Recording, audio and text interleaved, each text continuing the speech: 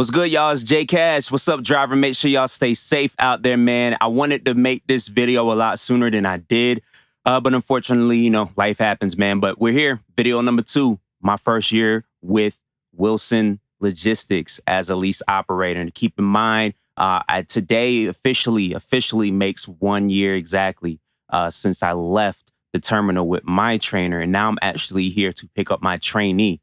It's crazy how things can be full circle within a year, man. Last video, I went over how orientation went and basically the steps it took for me to get my CDL and get on the truck. So now that I'm here at the terminal, it did remind me that I haven't been making content as much as I wanted to. So that's why I'm making this video. So we're basically going to go over what the actual driver training process was like. So if you're watching this video, hopefully you're looking to learn a few things. What I will say, based on what I've heard from other drivers, our program is a little bit longer.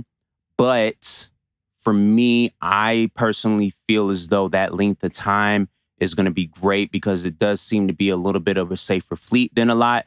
We don't nearly have the bad reputation that a lot of other fleets do have, even though we are relatively small. I think it's more of a percentage thing. But I don't know. I'm not a number. I am a numbers guy, but not in that regard. I don't care enough to run the numbers on that and everything. I don't even know how I would find that out. So what is driver training exactly like, right? So after you get your CDL, you've done all the craft, you passed your eval, you're waiting for a trainer, right? You're going to do 25,000 miles with a certified trainer with Wilson. After that 25,000, you will then come back to the terminal, do an evaluation, and then you will do team driving for another 30,000. All of this is contingent upon the trainer signing off on you being able to do your upgrade, meaning that if you're out here hitting stuff, all that, you might have to do another 5,000 miles before you get your upgrade. And then it's determined maybe at that point when you do your eval, if you're going to go ahead and get you upgraded to team driver, or I think it's your BC to AC, something like that. I don't really know the letters or nothing like that. And then again, you'll come back and then you'll get your truck. So let's start from the beginning. Again, it's January 10th. This is actually the exact day that I left with my trainer. And now I'm here picking up my trainee, man. It's crazy how this happens. Hopefully you get a trainer that you can get along with. It doesn't seem like a lot, or it didn't to me. 25,000 miles, I'm like, oh, we'll knock that out in a couple weeks. It took me 5 weeks and a few days.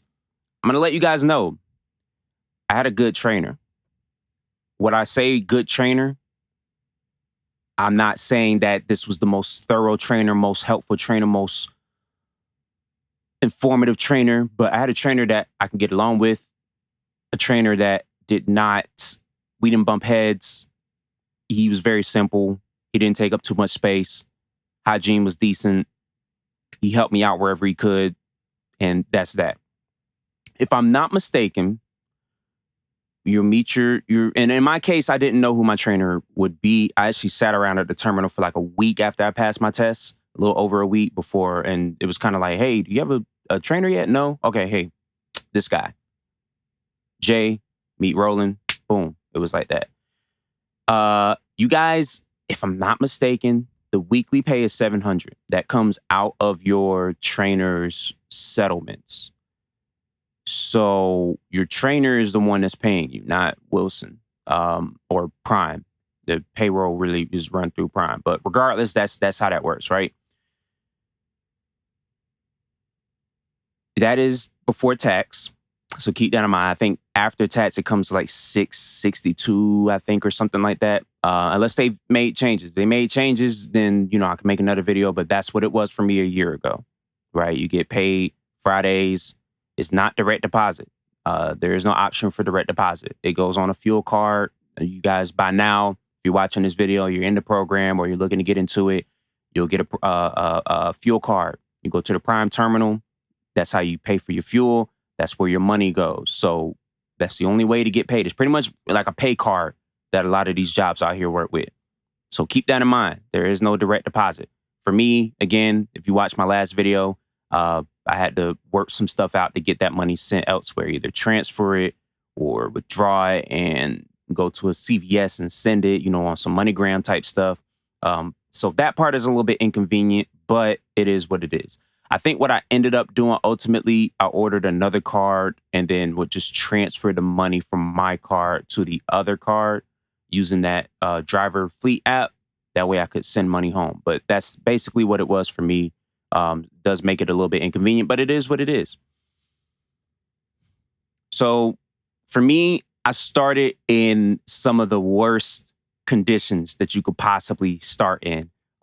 We left for a load going to Nebraska, which ain't but a couple states over. But when I tell y'all everything that could go wrong went wrong on our first load, firstly, probably within an hour of me driving, snowstorm. You know what I mean? We knew it would be some snow. We didn't know it was going to be like that. Luckily I had lived in Denver before I went out there, but it was pretty heavy. I drove for a few hours, taking it nice and slow. Trainer was like, you know what? I'm probably going to take over because it is starting to get bad. He takes over. Not too long after that, reefer, the battery dies on a reefer. So thankfully, it's cold enough outside to where it's not going to ruin the load. But basically, we had to find somewhere to get that repaired ASAP. You know what I mean? So stop the load, call dispatch. This is what's going on. Put us in the shop. We'll go ahead and get that repaired. So we sat for a while because there's a lot of, as you can imagine, January, a lot of snowstorms, a lot of trucks need repairs for various things. So we did sit for a minute, probably like maybe half a day, full day. And then, we start rolling again. Weather gets even worse. I mean, it's getting to the point where even my trainer was like, I'm not going to drive in this. So we shut down again. And then we wait for this to pass, right? I think I want to say we sat for like a day and a half waiting for the storm to pass because it was just that bad. And then eventually we did get rolling. But I mean, like everything that could go wrong went wrong. Like just a lot of wasted time. I know it probably hurt his pockets. On top of that, like it was just a lot going on, man. My trainer had a lot of outside things financially that he had to deal with. So it was a little rough for him, I'm sure. But what it helped me with is learning how to drive those conditions. So off rip, I'm already knowing what's safe, what's not safe as far as driving when inclement weather is happening. Now, it wasn't too icy. It was more so just a visibility thing. It was his first winter as well. Granted, he had been driving since late spring, early summer. So we got to kind of learn all that together. Which side note, I will say, hopefully, if you don't go with Wilson, that's fine. But with any company you go with, do not let them force dispatch on you. What I mean is, if you feel like it's not safe, if you feel like uncomfortable driving, let your dispatch know. With Wilson, they will gladly reschedule a load. Let them know as soon as possible. Don't wait until the last moment and say, you know what I mean? When you start your trip, hey, it's not looking too hot. I'm going to go ahead and shut down. They won't force it. If you have to chain up, pull over, find somewhere safe to park, wait it out. Don't chain up.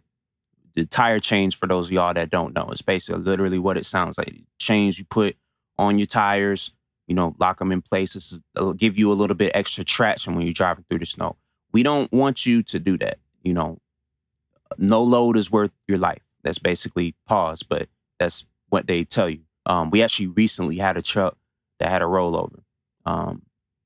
I've seen when the weather gets like this, like it is right now, snowing, icy, I've seen, between 20 to 25 trucks a day on the side of the road, either broke down, twisted, turned, or, God forbid, rolled over. I'm not exaggerating. That's enough to see 2 or 3 an hour while you're driving. Sometimes even more than that. So be careful out there. The 25,000 miles, I think Wilson estimates that you'll drive between 4,000 to 4,500 per week, right? Keep in mind, this isn't total miles driven on the truck. It sounds confusing. So there's dispatch miles. Wilson Prime, the way that they calculate your miles is zip code to zip code. So 98% of the time is not going to work in your favor. It might be a 500-mile trip, right? But your dispatch miles might be 420, for example. It's because they're going zip code to zip code. So when you look at your pay stub that you get, it'll break down all your miles. Your settlements actually won't show this, but it will show you all the loads for the week. And then the empty miles, it means basically the miles that you drove with an empty trailer, and then your loaded miles. So when you're adding up how many miles you've driven, don't go by how many miles the truck has driven. Go by your actual dispatch miles. You'll get the miles with every load sent to your phone on the Prime app. So while you're doing your trip planning, you already know how many miles you're dispatched for. So those are the miles you go with, not the odometer, not anything else. Keep that in mind. So it took me 5 weeks and a few days, about 5.5 weeks from that. And that's we had at least 2 or 3 trips where we were shut down. What really kind of ramped it up, we had some 5,000 plus mile weeks, loads going from Washington, the tip top of the country, all the way to Miami. I had like 2 loads like that towards the end. So them last couple weeks, it was a breeze. Very much so enjoyed it. There's so much that you could say about the training portion, man. I'm not even sure how to quite lay this out. One thing that they didn't tell us when they're calculating how much you get, that $700, these are $700 or $900, but whatever the number is, that's a guarantee, right?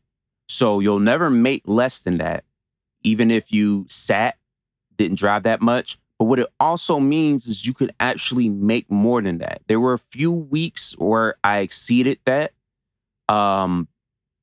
based on the amount of dispatch miles on that pay stub. So I think the number is like 18 cents a mile, which isn't a lot. So you either get 18 cents a mile or the $700 guarantee. Hopefully that makes sense. So even though that week we may have only driven, say, 5,000 miles, the weeks go from Wednesday at 4 p.m. to Wednesday, 3:59 p.m. So say we have a 2,000 mile load that we deliver Wednesday at 6, right? So it won't go on the period where we get paid 2 days later on that Friday. It'll actually go on next week's pay period. So on those weeks where, I saw checks, getting close to $1,000, those are weeks where maybe we delivered a load late on Wednesday and then still had a really good driving week. So those weeks are actually really sweet, right? Because again, regardless of how little you drive, you're guaranteed to get 700. And if you drive a lot of miles, or it works like that where, there's a week where miles that, although you may have driven it the previous week, it fell after payroll, then that's where the 18 cents or whatever the number is kicks in. You can actually make more than that 700. I think out of the total 5, I got 6 pay stubs because one was like a partial week, or I guess 2 of them were. Maybe twice we exceeded that, right? But you shouldn't count on that. You should count on the 700, right? If your fleet manager is good at running you, then yeah, you may have some weeks, but it's not something that you should expect. So keep that in mind. We pretty much ran as a team the entire time. It's up to your trainer how they want to run. So what that means is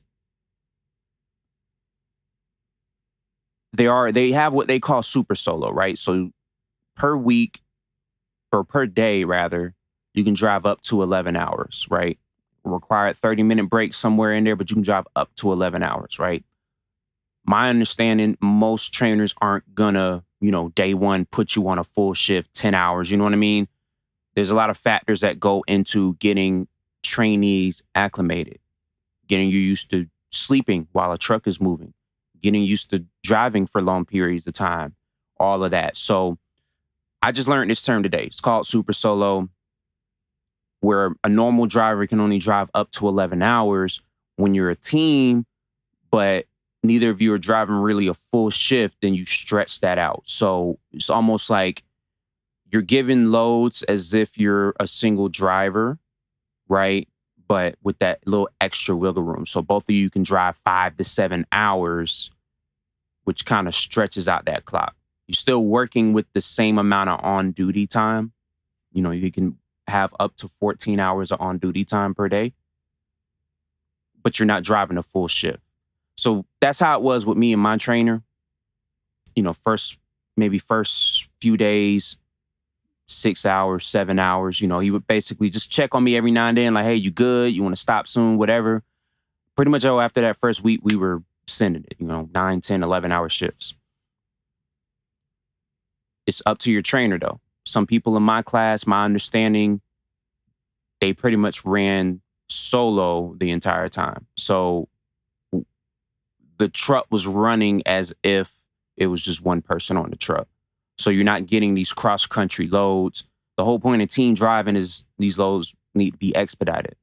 So a lot of people, while they were doing their training, they're not taking these long loads. And it's mainly because a lot of people that train aren't in it for the money. They just want to train. Therefore, they want to, make sure everything is safe. Take from that what you will. I personally, when I get my trainee, will probably do exactly how I did with my trainer, which is, first few days we run and then we kind of slowly add as it goes.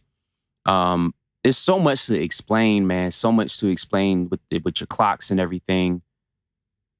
I'm not really sure where to go, if I'm being honest with you, because we can get really thorough. I'm hoping that the people watching this at least have some understanding and really are just looking more so for the experience rather than, me telling you every little thing, how to do this, how to do that.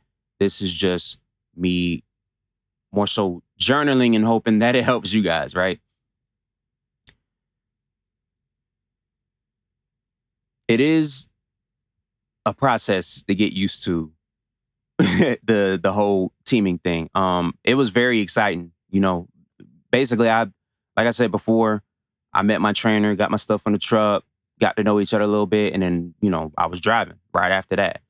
So your eyes are wide open, like, whoa, like, what's going on? You know what I mean? I've done a little bit of cross-country driving, but really just to move or like, go on vacation. Is a lot of these states and cities I've driven through, I would never see otherwise. So there is a lot to see. There's a lot to learn about the habits of people on the road when you're driving a truck. Most people don't care that you're driving a truck. They won't let you in. They're going to cut you off. They just do weird stuff for some reason. So that was eye-opening. And then the truck stops, man. Truck stops, you got a love-hate relationship with them, right?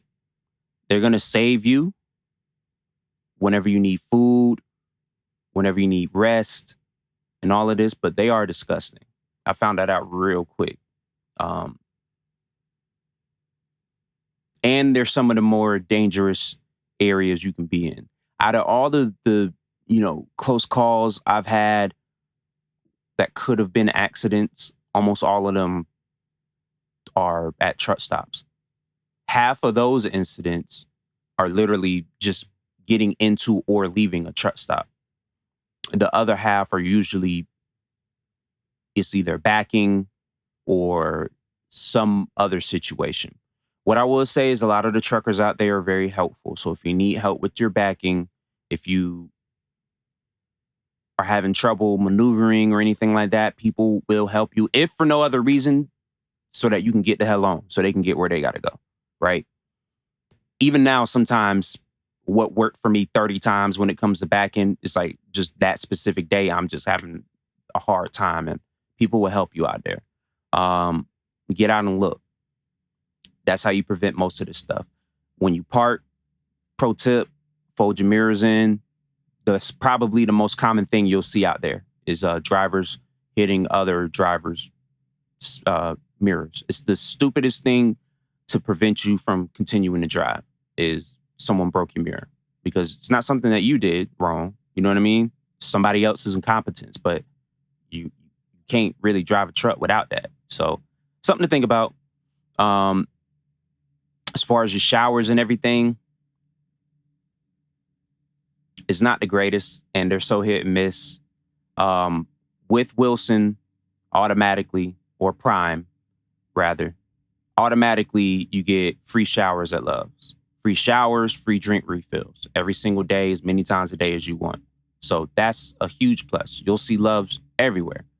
Outside of that, you get points per gallon with any other major truck stop, TA, Road Ranger, Pilot, Flying J, 19. Those points you'll use for things like showers, points you'll use for food, snacks, things like that. I try not to spend my money in the truck stops and just use my points. You know what I mean? You can even pay for like your hot food. Like if they got a McDonald's, not every Love's is like this. They got McDonald's, Hardee's, Taco Bell. What's the other taco place? I can't remember the name of it. They've got a few other. TA usually have all kind of stuff. Fucking Krispy Kremes type stuff. Cinnabon is real big with Flying J. Like you'll run into some truck stops where it's just the bare minimum. Others are like shopping plazas. They got clothes. They got barbershops and all kinds of stuff. Those are things you'll use your points for. 9 times out of 10, you'll be doing your laundry at a lot of these truck stops. You know, I know some drivers like to park their truck, go to the laundromat. You do with that what you will. Pretty much everything can be done on your phone. First thing you want to do when you get out there on the road is make sure that you sign up for whatever rewards that you can with all of the truck stops, any stores that you frequent. That way, as you're fueling, you're getting your points and you can use the points to purchase other things. It makes your time out here so much more tolerable, so much more doable. Do it ASAP. You don't even need a physical card for most of these places. It's good to have, but 9 times out of 10, you don't even need to be at the pump. I could, while I'm in the truck, go ahead, select my pump, do all that from my phone, and then all I got to do is get out and pump it. I don't have to sit there, mess with the keypad and swipe cards and worry about all that. You can do everything from your phone. Just start the whole pumping process right there from your phone. What else can I say about the training process, man? Communicate with your fleet manager. You know, that's going to be a big thing. You know, it doesn't have to be you're always calling to complain about your trainer. Just communicate with them. Let them know if they're doing a good job. Let them know, you know, how you're managing out there. The 5 weeks, those 5 weeks felt like the longest time. I haven't been home since Halloween. It's January or something. And these 3 months have felt like 5 weeks. You know what I mean? Because you know, like at the other end of it is there's more money. There's more money to be made.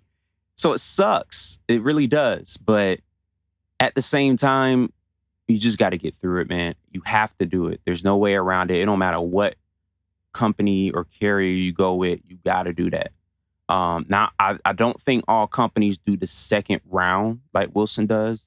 So that is one advantage that a lot of other companies have. I think Schneider is one of the quickest companies to get you from training to in a truck. You know what I mean? I think it's like a week. So if you show up Monday, maybe by that next Monday, you're in a truck with a trainer, and then they don't do that second phase. So keep that in mind. Wilson is here to make money. So a lot of it is framed as training, but it's really your team driving for them at a lower rate. That's really all it is. The 25,000, you can't get around that. That's just a federal requirement. But that second phase of team driving, most companies put you out there after that, you know, for better or worse. Wilson, it is a safety thing, but it's also, we need more teams. So this is a way that we can do that. That second 30,000, the first one took me 5 weeks. The 30,000 took me 10. So it it took me from early March to the end of May. You know what I mean? And a lot of that, because I didn't, obviously, from the time I got here at the terminal, you know, to start orientation and all that, I didn't go home. A lot of people in my class did go home while they were waiting on trainers and stuff like that. They tell you can't, but if you ask, they'll make arrangements. I went home right after, no, I got done with my trainer, drove solo after that while I waited for a teammate for about a week and a half, 2 weeks, went home, got back from home time. That's when I met the person I'd be teaming with. Now, we actually had a side assignment before we started teaming. So Wilson is selling, I think they just got too big for their britches, got a lot of trucks, not enough asses to put in the seats. So a few of us that had just got done with our trainers drove a few trucks down to Laredo, Texas so they could sell. They paid for everything. We got paid way more than we would if we were like, say, solo running down there. And then they paid for flights back to the terminal. After that is when I started teaming. So that's why it took 10 weeks on top of that home time and stuff like that. Because I went home for a week and then there's about a month into the team drive and I took another week off. So maybe it would have taken 8 weeks, still 5,000 for 3 extra weeks. A lot of that was just is slow. You know, you don't run as hard during that second 30,000 as you do with your trainer because your trainer has experience. You know what I mean? You got 2 people that more or less are experienced. So I didn't hit nowhere near the amount of miles on that second 30,000 as I did with my trainer. I don't know if it's that way by design, but apparently, I was in a slow season with my trainer, so I thought it would be different. But anywho, it did take a while. It did take a while. I really don't know where to go with this. There's just so much information that's just like hitting me about what it was like out there.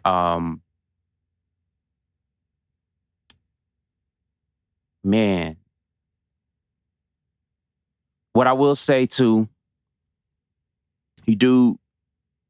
how your trainer may set it up different. So I'm gonna just tell y'all how it went for me. And it should work this way with most drivers, right? You should never be in the top bunk while the truck is in motion. If your trainer has you do that, you need to call your fleet manager and report them because that's not safe. This little safety net will keep you from death while somebody is driving. I personally never used it while we were teaming, mainly because I just I didn't take the time to figure it out. But you should use this. You should use this. I just never did. So during the training portion, when I was with my trainer, I was dead, bro. He had some extra blankets and stuff, so I would just like throw something on top of his and then, use what he provided to me on top of that. Because you are sharing a bunk. Most people that I spoke with do like a sleeping bag situation or something to that effect, or they just remove the bedding and then you make the bed with your own stuff when you guys switch, right? Hopefully you have a trainer that has good hygiene. My trainer had good hygiene, but he did have a skin condition. He just got really flaky and stuff. So like that was really the only thing I dealt with. Outside of that, though, everything else was good. So make it comfortable. This is your living space after all. I don't have much on my truck. I ain't got no TV. I ain't got no lights, no cool decorative stuff.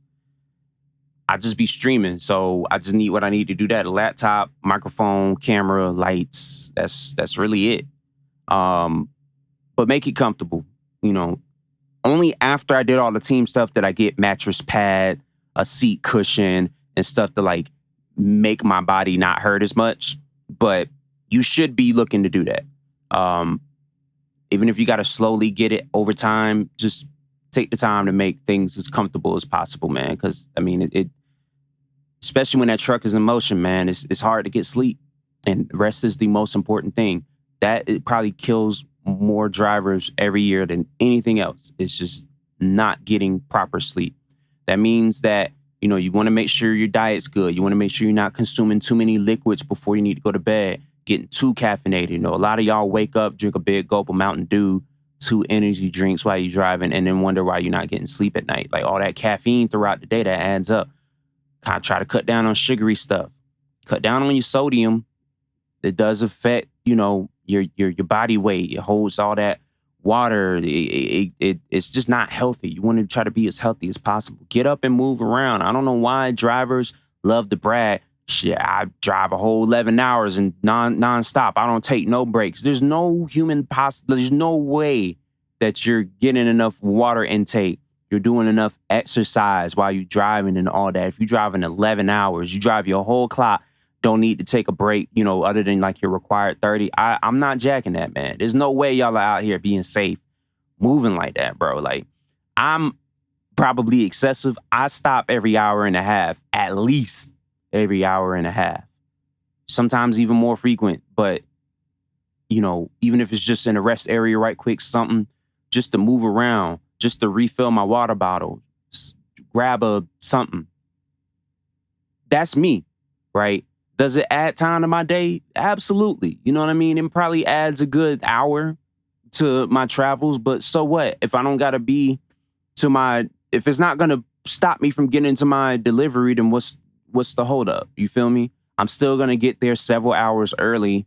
Why not take care of myself on my way there? You guys rush all this stuff and then you just sitting because the shipper's only going to allow you to check in however many hours early anyway. I don't know. I'm not here to critique. I ain't here to critique. This is for me to recollect and hopefully to provide some insight. What else can we talk about, man? What else can we talk about with that? You're definitely going to want to get accustomed. I can't tell you how to live your life, but what I will say, that fast food add up. And they make it so easy. There's so many ways to eat unhealthy out here. I'm a rice and beans dude. I got my rice cooker, throw some black beans in there, add some whatever to zuzz it up. I'm good. Mornings, oatmeal, boiled eggs. I buy mine pre-boiled from Walmart, bananas, simple stuff. I don't do all that. You know what I mean? I ain't finna be on here. Listen, man, I don't want to be, as nice as it would be to have a hot plate and eat steak and shrimp and chicken and all that.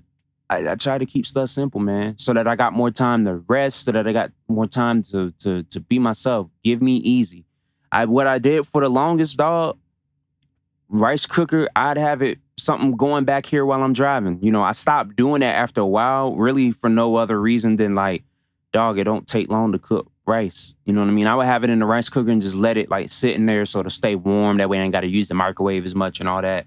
Dog, it don't take long. You know what I'm saying? Get you a rice cooker. If you feel inclined, get you a hot plate, all that, like whatever you need. You know what I'm saying? I'm simple. Like I said before, I don't need a whole lot.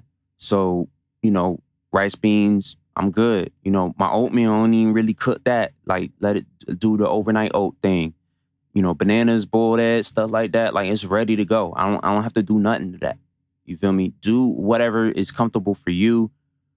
I'm all about saving as much time so I can chill, play my games, read my books, do my exercise, stuff like that. I don't really want to be caught up with and all that cooking and prep and washing this. It's a lot. It's a lot, man. But that's definitely something you'll want to do while you out here, dog. For sure. What else can I say about the team driving portion? I mean, I guess this video ain't really got to be 50 minutes like the other one was. So, as this goes on, I'm sure, more people will be tapped in and y'all will have questions. So leave them in the comments. Maybe I can make a video about that. Stay safe. Keep your head up. Don't let anybody stress you out. Be patient. I've seen so many drivers in bad situations because they're trying to save a couple minutes. You know what I mean? What I mean by that is speeding. Our trucks are governed at 65. If you're in a company truck, it's 62. You only get 65 if you're a lease operator, which I am. Otherwise, you're governed at 62. That's slow for a lot of trucks. So you're going to have people try to pass you. Don't let them get to you. Don't be all that honking. I've never had to use my city horn, dog. Everybody that I've my trainer and, my co-driver included, like they love to use that horn. Yo, what the fuck are you? All that. Why? Why, man? You're going to get there regardless. You're focused on getting there safe. You feel me? If you trip plan accordingly, there's never a reason to be speeding, rushing, trying to do all this. Like, leave on time. You know, do your required rest breaks, get on the road ASAP. The mistake that I used to make, especially now that I'm out here by myself and not having to worry about someone else, is like, oh, I got time, so I'm taking 15 minutes in the sleeper berth. You know what I'm saying? Anything can happen, yo. Get on the road as soon as possible. What are we waiting for? You know what I mean? Get on the road. If you need to stop and rest, fine, but get closer to your destination before you do so. If at all you can, you know. You got to pay back your sleep debt somehow, but the sooner you get on, like imagine like, oh, okay, I spent 18 hours in my sleep berth and then I start driving and then I get tired. Now, all of a sudden I'm 10 hours behind. It just, all that adds up. You want to keep them loads running in. So keep that in mind, man. A lot of this stuff, man, is simple, yo.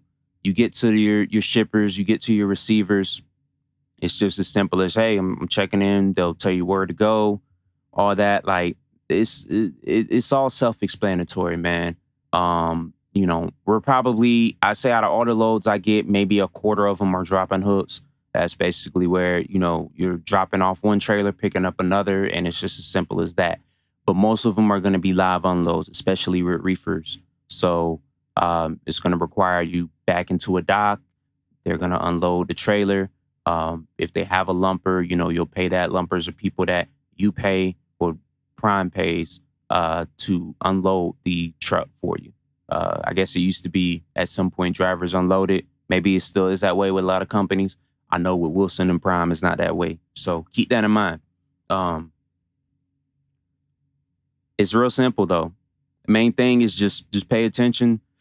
You don't have necessarily to do things the way your trainer does it, but you know, CYA, cover your ass. If you do it the way your trainer showed you how to do it,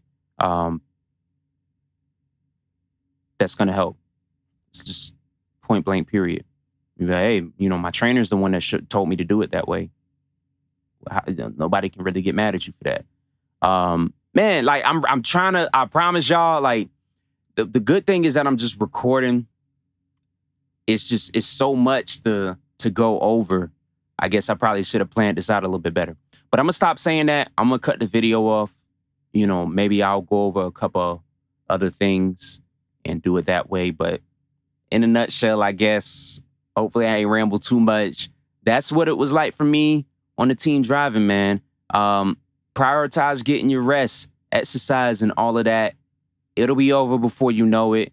You'll have your own truck where you can do things your own way.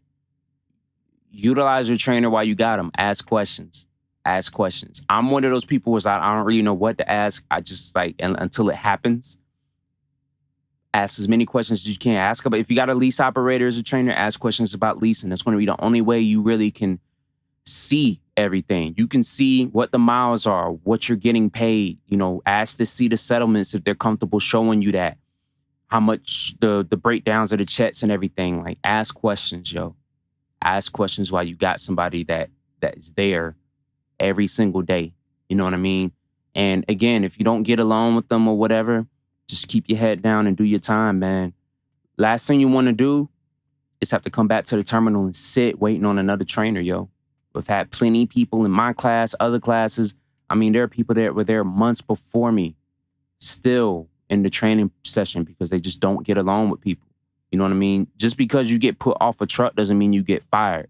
What it does mean is that if you don't get along with this person, you know, we're not in a rush to put you with another trainer, especially one that's similar personality to this person. We're going to try to find someone that can, because Wilson wants you on the road at the end of the day, but at the same time, it costs money to have to bring you back and all that. And then they got to pay you while you're sitting there at the terminal too. You feel me? It's not coming out of the driver's pay once you're sitting here at the terminal. So something else to think about, man. Just suck it up. If it's unsufferable, fine. But for the most part, just do your time and go, dog. Point blank. I'm going to go ahead and cut it so that I ain't rambling too long. I'll make more videos if you have other questions. But thank you. I'm for all 5 subscribers that I have, you know what I'm saying? 70 views. That's more than my music. That's more than my music. You feel me? So it's crazy. I'm not promoting this at all. It's just people really are looking for this information. So hopefully I was able to help. Until next time, man, stay safe driving.